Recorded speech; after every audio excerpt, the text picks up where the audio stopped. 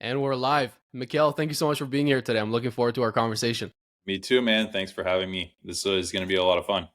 It's a pleasure. It's a pleasure. It's always nice when I have somebody from the hometown and we Yeah, can get to connect and talk about all kinds of things where we have mutual references. And in your case today with the entrepreneurship space, I know there's a lot of conversation and areas that I want to dive into within your area of expertise. But for anybody who doesn't know who you are and what you do, why don't you tell us a bit more about yourself?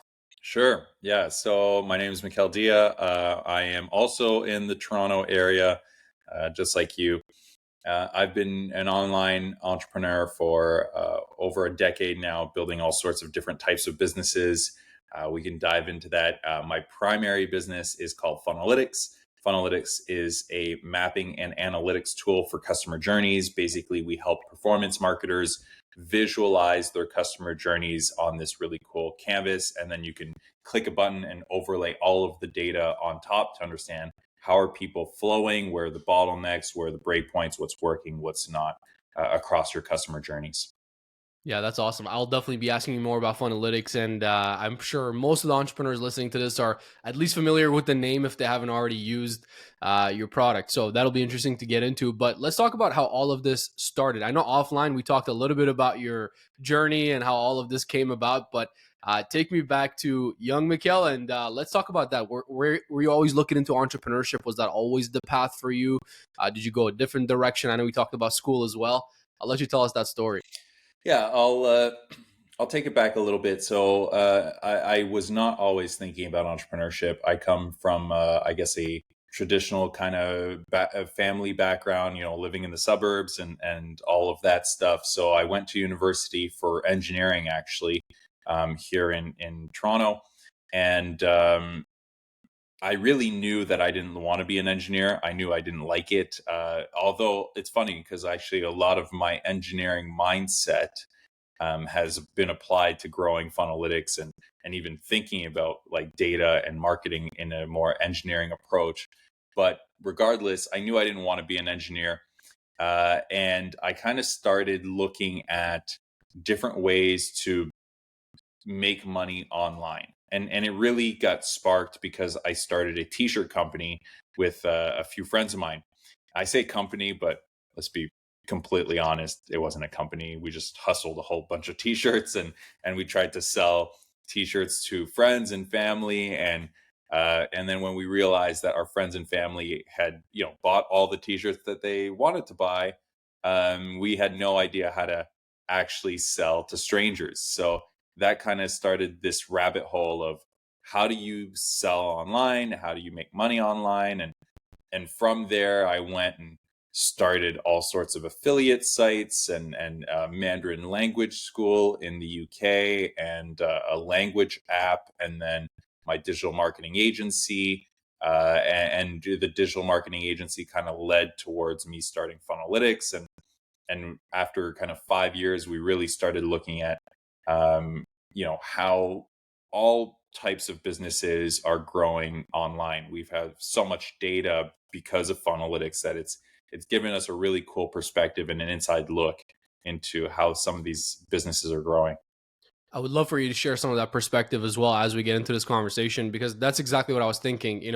It's like the consulting work that I've been doing and just the sales background that I have across different industries with different companies gave me a really raw perspective on products, services, price points, all of these different aspects of the revenue generation and client retention side of the business. Yep. So I would love to hear a bit more about that as well. But first question I just want to ask you as a quick follow up. You said you started to look into making money online. And as you're probably aware, a lot of younger people nowadays are thinking the same thing. And, I hear this conversation all the time. We come across it all the time. But most often, they don't end up finding their path, or they're not going in the right direction. They're following the hot trend or the hot topic and, all these ups and downs, and they're not really making anything of it. You're an example of somebody who was looking to make money online and pivot into that space and then actually did it in a step by step way, multiple different companies, and made it happen, and are living a life on purpose right now and building a successful company and everything else. How would you go about finding that path if you're talking to, let's say, a younger person today or somebody looking to make money online? How do you find the path, the industry, what you should be doing?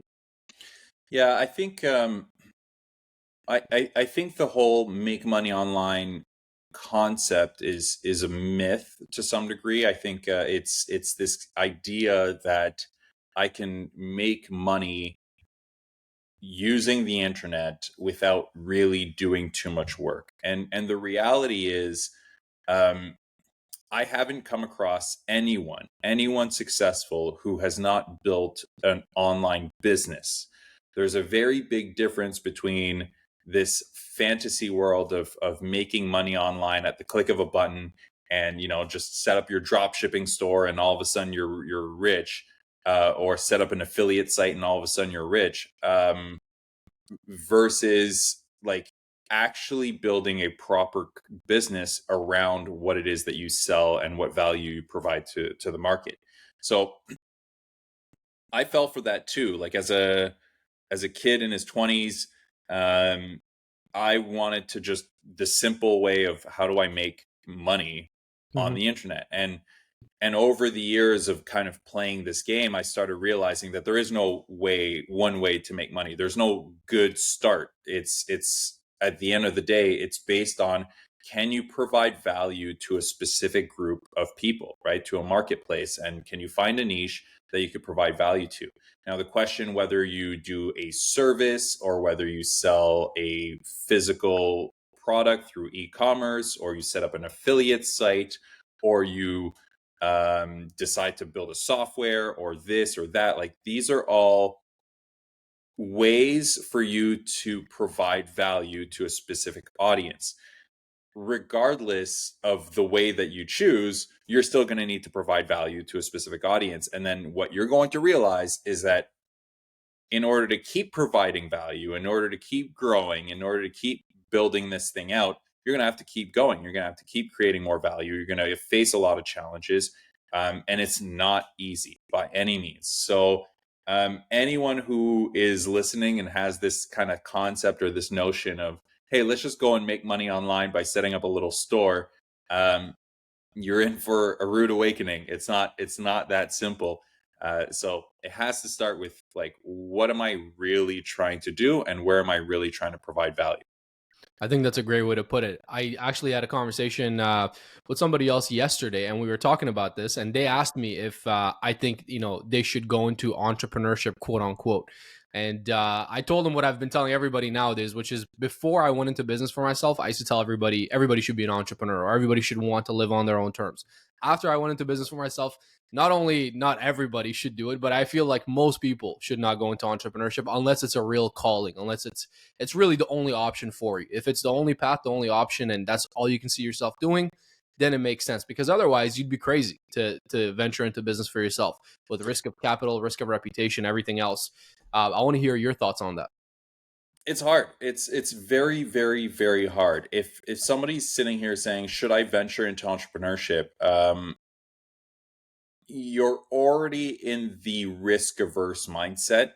Just asking that question, in my opinion, means that you're uncertain as to whether or not you want to take the risk. Um, Entrepreneurship is extremely risky. It's very, very difficult. I like to kind of say, somebody mentioned this, and I love the quote, and I use it all the time now. It's simple, but it is not easy. Mm-hmm. So what I mean by simple is that there is a formula to building a business. There's a blueprint that you can follow to go from zero to $200,000 a year, and there's a blueprint that you can follow to go from 200 to a million, and there's a blueprint to follow to go from 1 million to 5 and to 10 and so on. People have done it before, right? It's not new. So the blueprint is there, and therefore it's simple because you can follow the steps. Following the steps is not easy, right? It's not straightforward. There's a lot of challenges, a lot of difficulty, because you don't know what you're facing. Even if you have the right mentors, which is probably the most important thing that you need in entrepreneurship, even if you have the right mentors, every situation is different, and because it's different, it means that you're going to face your own unique set of challenges.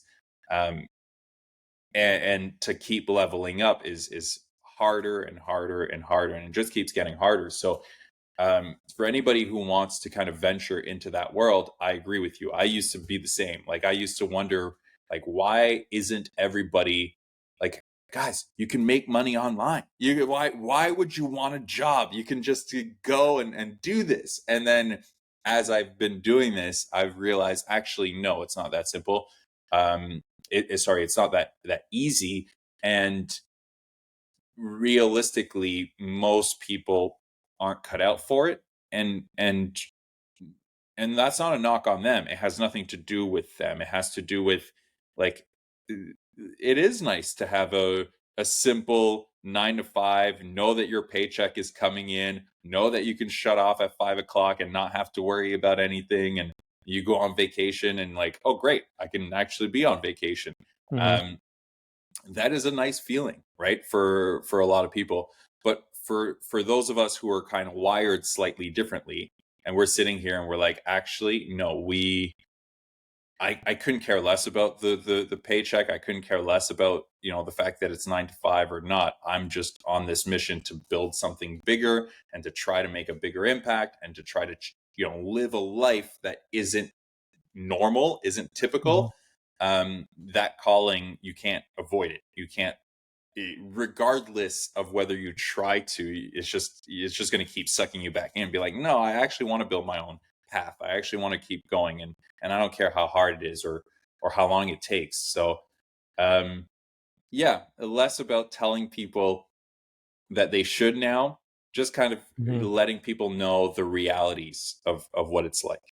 Yeah, we're on the same page. That's exactly what I said yesterday as well. After I gave that piece of advice, I said, listen, I don't mean to be pessimistic here. I'm actually one of the most optimistic people, you're probably going to meet, but I just want to be very upfront and direct and express the realities of it first. It's more of a real conversation than a pessimistic conversation, if anything else. Totally. And I love that saying as well. What it's simple but not easy. Yeah, of And I grew up listening to Jim Rohn. I'm sure you've heard of him or familiar with course. him. And he used to always say, "What's easy to do is easy not to do." Right? It's Yep. easy to wake up in the morning. It's also easy to hit that snooze button. It's easy to have an apple a day and try to stay healthy. It's also easy to eat junk food. What's easy to Totally. do is also easy not to do. So that applies here Totally. as well. Another point that I was just thinking while you were talking about all this is survivorship bias, right? Nobody really ever thinks about this. We see all these entrepreneurs that have made it out and are successful and are living these, big lives. Besides the fact that that's all you're seeing on social, and it might not even be the reality of it, but forget that. Let's just say it's real. It's the survivors who have made it through that we look at, and then it's inspiring to most people. But we're not seeing all the thousands of stories of businesses that failed or businesses that couldn't keep payroll or went under during the last couple of years or whatever else happens, right? So there's obviously all kinds of challenges that come with it.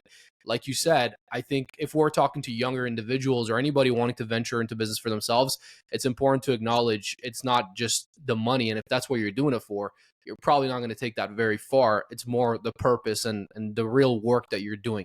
And I can really see that in you as well. So I want to ask you, kind of speeding up to present day, with Funnelytics and everything that you do and all the different businesses that you're exposed to, sort of a broad question, but I want you to take it where you want. What are some of the common patterns, or I guess you could say action steps or ways of thinking that you've seen amongst successful entrepreneurs and successful businesses? Um, Simplicity is key. That is actually the biggest thing. What happens, I've noticed, especially as you scale, as you grow, the it's funny, like we track a lot of different websites, and we have a lot of data points, and based on that, I decided to kind of dive into some of the setups and the data for some of our clients who really make a lot more money.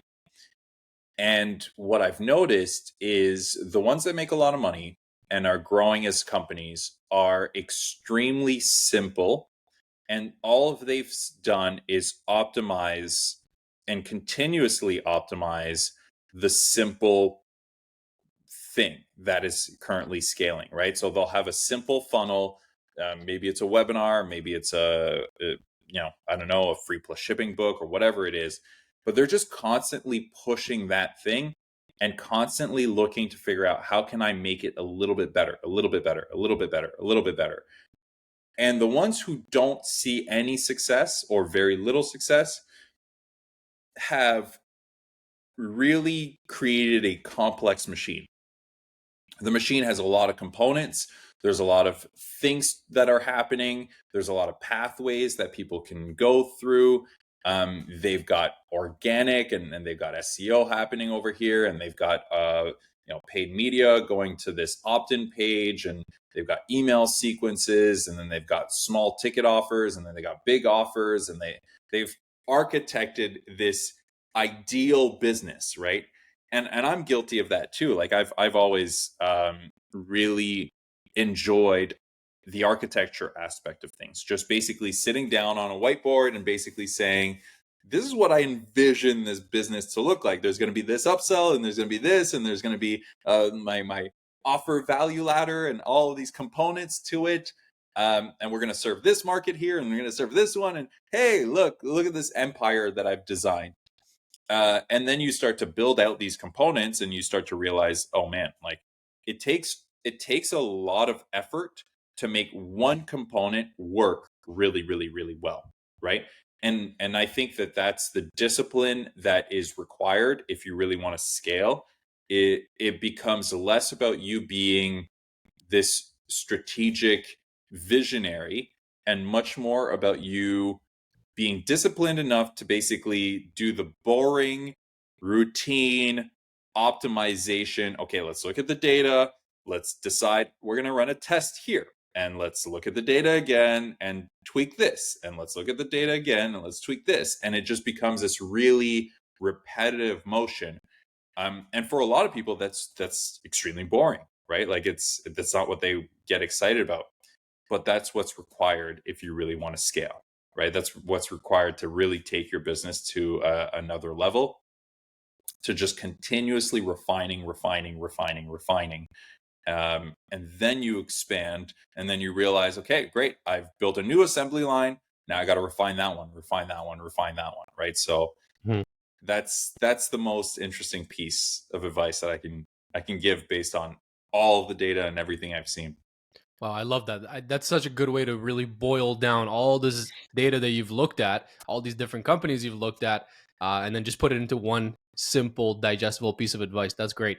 I'm curious because I'm really into reflection, into writing things down, into breaking down my thought processes, and I get a feeling that you are as well. I know we talked about books and reading and things like that. We've both gone through a lot of business books.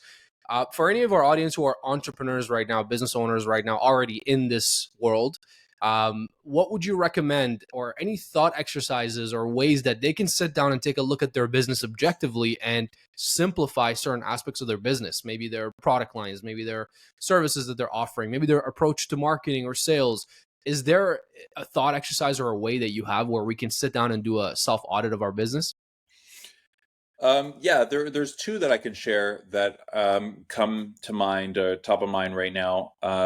One of which is a little bit more technical and requires some data, and for you to look at your actual customers and what's happening. While another one is a little bit more about yourself, and a thought exercise around where you fit in the equation. So which one you want to go with first? You tell me. Let's go with the second one first. That always piques my interest more, and then we'll talk about the data-driven one. Okay, sounds good. So I learned this probably about 4 years ago, something like that. The exercise is called Delegate and Elevate, and it's a very, very simple exercise that helps you understand where is your zone of genius, what should you be delegating in your in your world, and what should you be kind of elevating. So very simply put, what you do is you take a piece of paper and you cut it into 4 quadrants. And the top left quadrant, you're going to put the heading love and great. Here, what you're going to do is you're going to write everything that you do, that you love, and that you're great at, right? And this is what's important here is the definition of what I mean by love and great.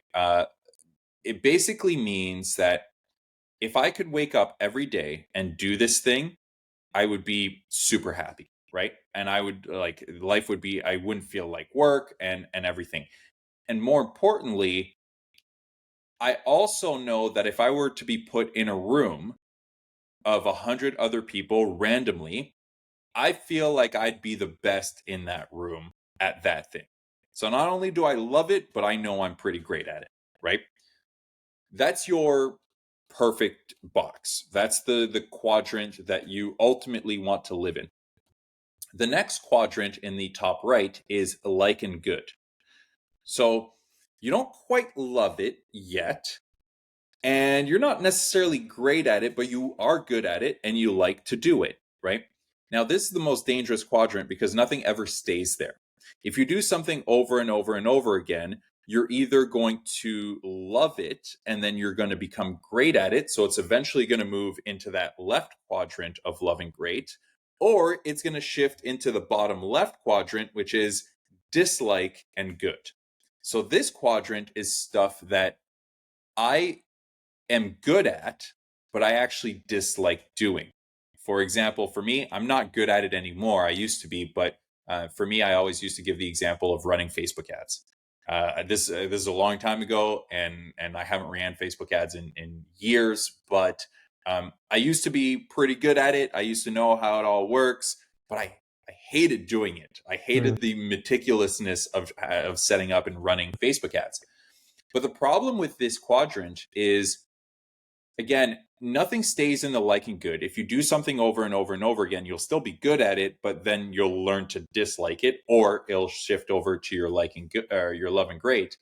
But the problem with the disliking good box is that a lot of entrepreneurs stay stuck there because it's one of the last things you want to delegate out, because you know you're good at it, you can do it, and like if you're good at designing, you're etc. But it's like, I don't really want to do it. Because you're good at it, you kind of keep it, right? You kind of hold on to it. And then the bottom right quadrant is dislike and not good. Obviously, that is the first one you should be eliminating, right? If you basically if you take those four quadrants, love and great, like and good, dislike and good, and then dislike and not good, and you look at everything that you do and you start to break it down, you can look backwards as well. Look at the last year, for example. Everything that you do on a weekly basis, on a monthly basis, on a yearly basis, and start plotting it. What you're going to see is that there's a few things in your love and great box. There's a handful of things in your liking good, and you could probably star them and say, this one, if I kept doing it, would fall into my love and great, or this one, I know that it would probably end up driving me nuts and would fall into my disliking good. Our goal is everything above the line. The top two is we want to elevate. We want to keep doing, right? Our second goal, which is probably our first goal, more important goal, is everything in the bottom is we want to delegate. So first thing you need to do is delegate out dislike and not good. You're already not good at it. You don't like it. So give it to somebody who does, right? Mm-hmm. And the key is you want to find somebody where your dislike and good, or that task that's in there, is in their love and great, right? That's when you Mm-hmm. know you're going to find the perfect complement. So let's say you hate doing financial spreadsheets and looking at accounting and looking at forecasts and making sure that that's all, handled. And that's not only do you not like doing it, but you're not good at it. Go and find somebody who loves this stuff, right? Who can sit down and actually give you true insights. And they're not just doing the tasks, but they're actually going to give you ideas because they love it and they're great at it. And then same thing with that dislike and good box. You want to make sure that, man, you don't like doing it. It's draining you.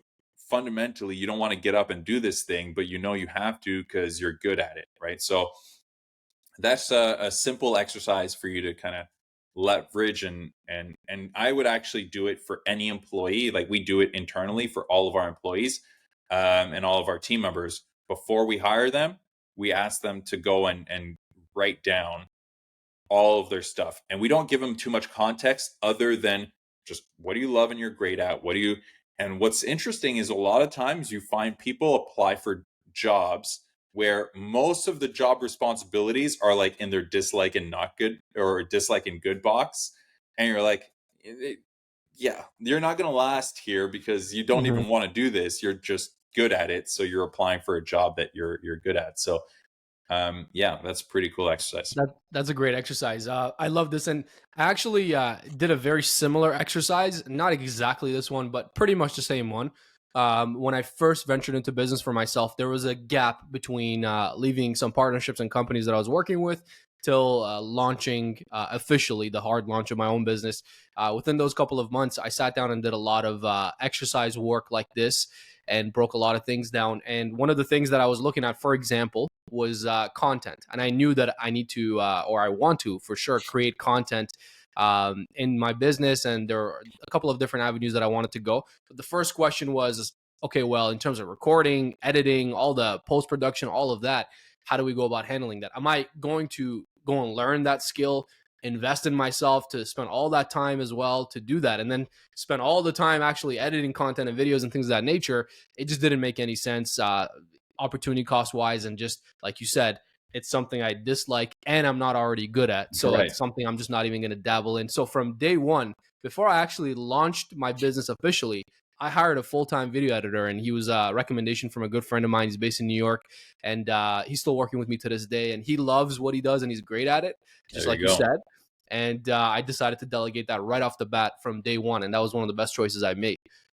So I'm definitely with you there. I think this is really important for everybody to look at, and I love the fact that you guys do this internally as well. So you're getting really a glimpse into the minds of your team and how they see themselves, and also where they fit within the business. And it really sets up the entire business for success. If everybody's doing, in an ideal world, everybody's doing something they're great at and they love, that is really how you scale and how you grow. So I love that. What's the 100%. second exercise? Okay, so the second exercise is a little bit more about your business and understanding where you want to focus and how do you hone in. One of the things that everybody says is you need to niche down and you need to have one ideal customer, right? And Mhm. it's actually one of the hardest things to figure out, especially when you're getting started. It's like, yeah, but who's my ideal customer? Who do I want to niche down? I don't want to leave any opportunities. It's like, well, I could close this guy right here for $50,000, but like, should I not? Because it's not technically the niche I've chosen. Um, Right. so one of the exercises that I like to look at, we call this kind of the momentum engine internally. And there's really four phases. Your business is made up of four things. The four phases are attract, close, deliver, and retain. So I need to consistently attract new clients, new customers, right? And that is signaled by somehow they've raised their hand to say that I'm interested in this thing that you offer, right? So whether they've scheduled a call, they've watched a webinar, whatever you decide as the thing that says, hey, I'm interested. This is my ideal client and I'm interested in the thing that you offer. Then we've got to close them, right? So we need to actually get them to pull out their credit card and pay us for whatever it is that we're selling. That gets us a new customer and generates some revenue. Now, once we've closed them, we have to deliver what we've sold them on. Obviously, we can't just be like, well, thanks for the money, peace, I'm out. That's how Right. you go to jail. Now we got to deliver what we sold them on.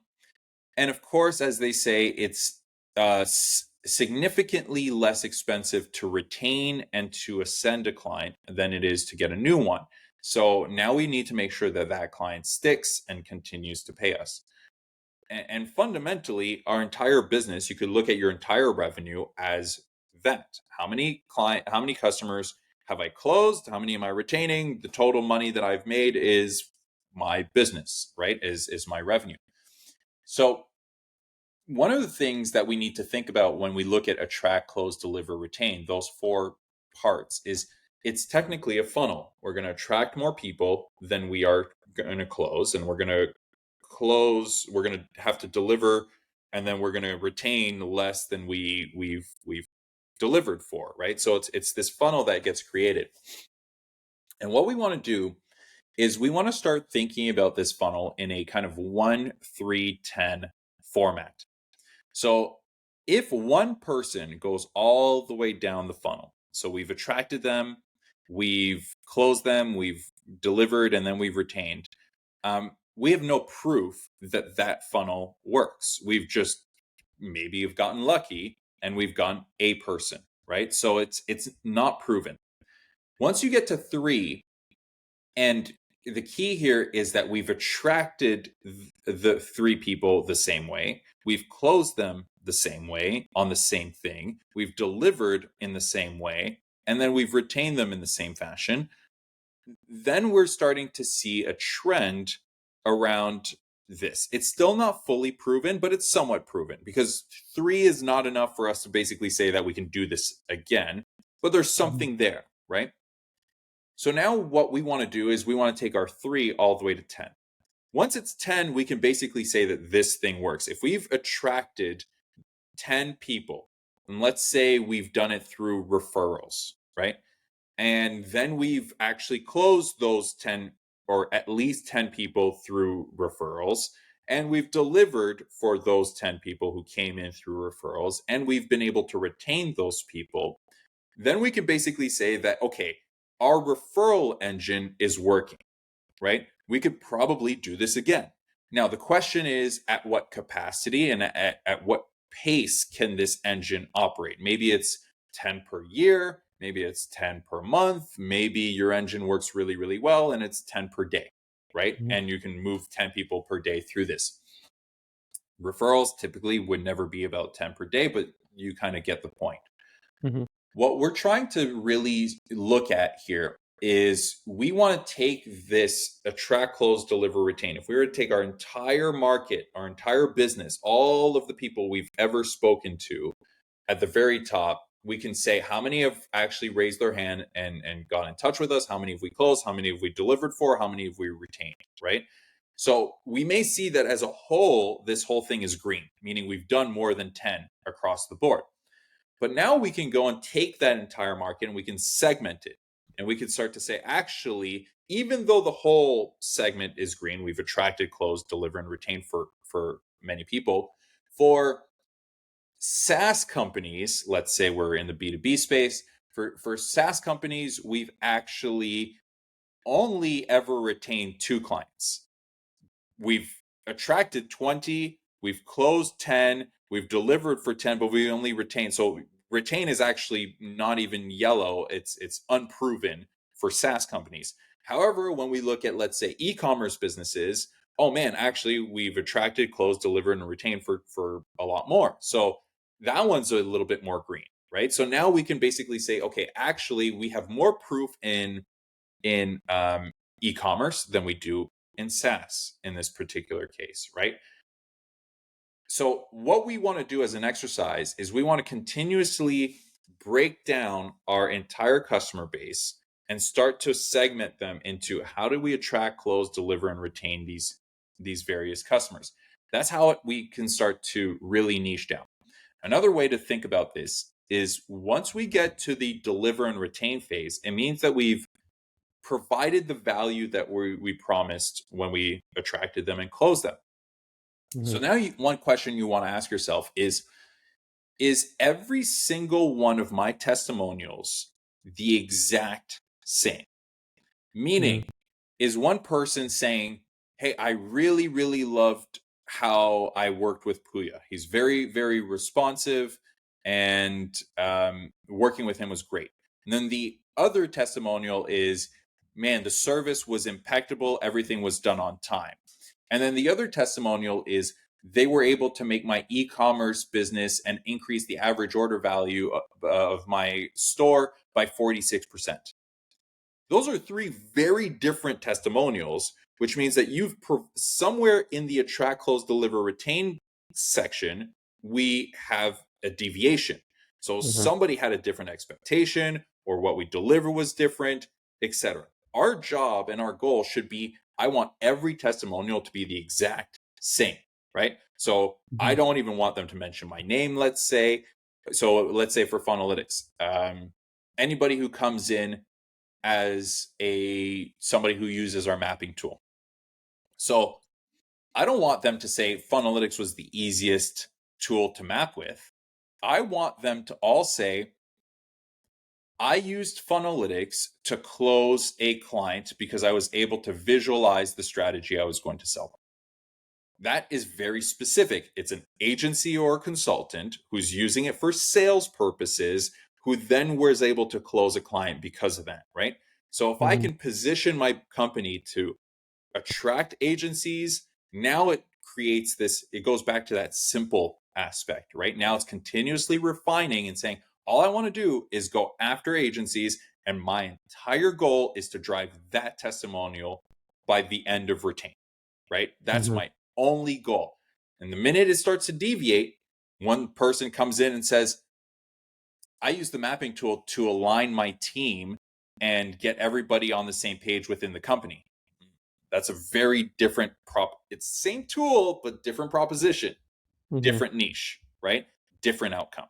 So continuously do this exercise to continuously refine, how am I attracting, how am I closing, how am I delivering, how am I retaining, and what is the testimonial that people keep giving us at the very end. And our job should be to keep getting that same testimonial and build that engine into an assembly line. Thank you for sharing that. I mean, that was as in depth of an answer as you can get. So I'm sure everybody enjoyed that as much as I did. I wrote down a couple things here as well that were good reminders for myself, and I'm definitely going to sit down and do both these exercises after this today. And I'll Cool. send you a Awesome. message and let you know what I came to. That's awesome. You know what I love is the starting with the end in mind approach of reverse engineering what type of testimonial you want, what kind of service you want to deliver to your clients, how you want to make them feel, what you want them to really get out of your product or service, and then having that in mind already, and then just reverse engineering the entire process to fit that mold. I think that's a really good way of looking at niching down. Yep. Definitely better than the generic advice you hear all the time, like Yep. you started this concept with. You mentioned these processes, right? Attract, close, deliver, retain. Yep. This is the classic saying of marketing and sales, or marketing versus sales. And Uh, success. Right, of course, and client success, and then the retention and all of Yep. that. I want to ask you about the first piece, the attraction. So, getting eyeballs on your business, and getting people familiarized with your product or service, the marketing, the branding side of things. I know you were telling me offline when we first connected that you read a ton of marketing books, and you really dove into that space, head first, and that's an area that you really do specialize in. That's the origin of your entrepreneurship journey, from what I understand. Yep. I want to hear some evergreen principles that you've learned that have stuck with you and that you use to this day when it comes to marketing specifically. There's a lot, man. There's a lot. I know there's a lot. I'm really enjoying asking you blanket questions, by the way. This is intentionally done Yeah, so I have because to think on the spot and come up with something. no, Um, because I know you have a ton of information, and I don't want to sway your answer in any one direction. I really want to genuinely hear your thought process and what's worked for you. That's why I'm asking more blanket questions, and awesome. especially in marketing. I wouldn't ask you something blanket sales wise because I have all my own thoughts on that. But when it comes Sure. to marketing, this is an area that you definitely specialize in, and I don't.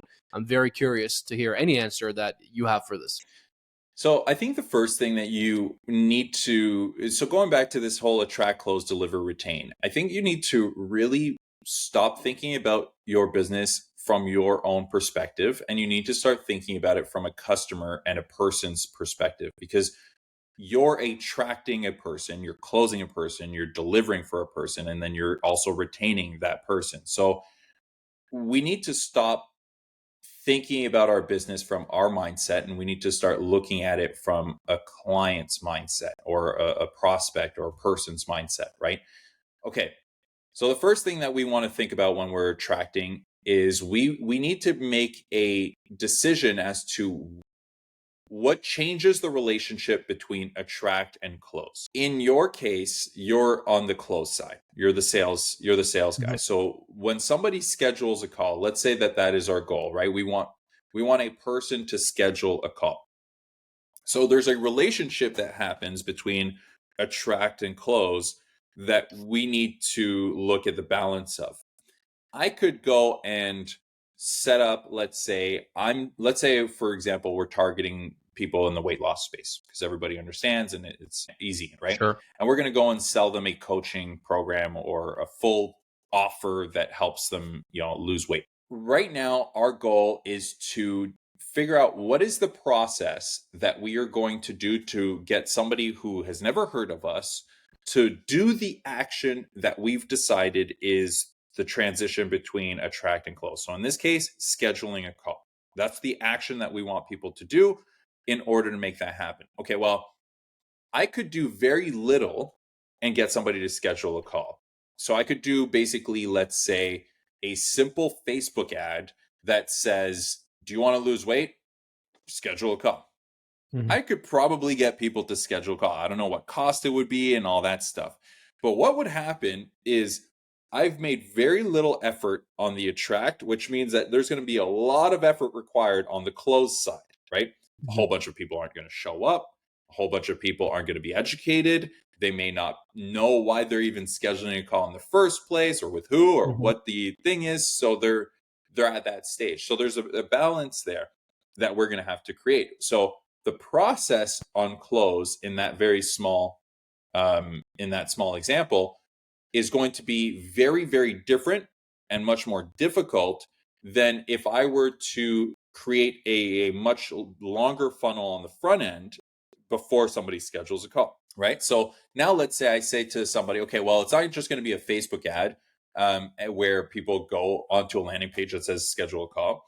Now what we're going to do is we are going to get people to register or put in their name and email for a case study. And there's going to be a 15-minute video that talks to them about, losing weight and why they should lose weight. And here's the pain that you're currently facing. And here's the desire that you're trying to achieve. And here's how we help. Now go and schedule a call.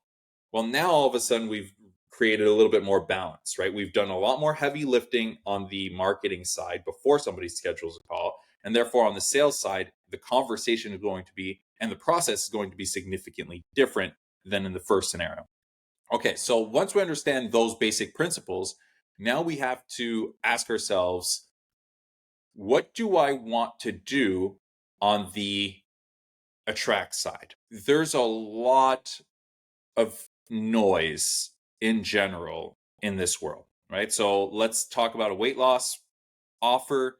Lots of people want to lose weight, but there's a lot of solutions out there, right? Yeah. So people aren't going to want to necessarily do business with you on the very first time, the very first touch point.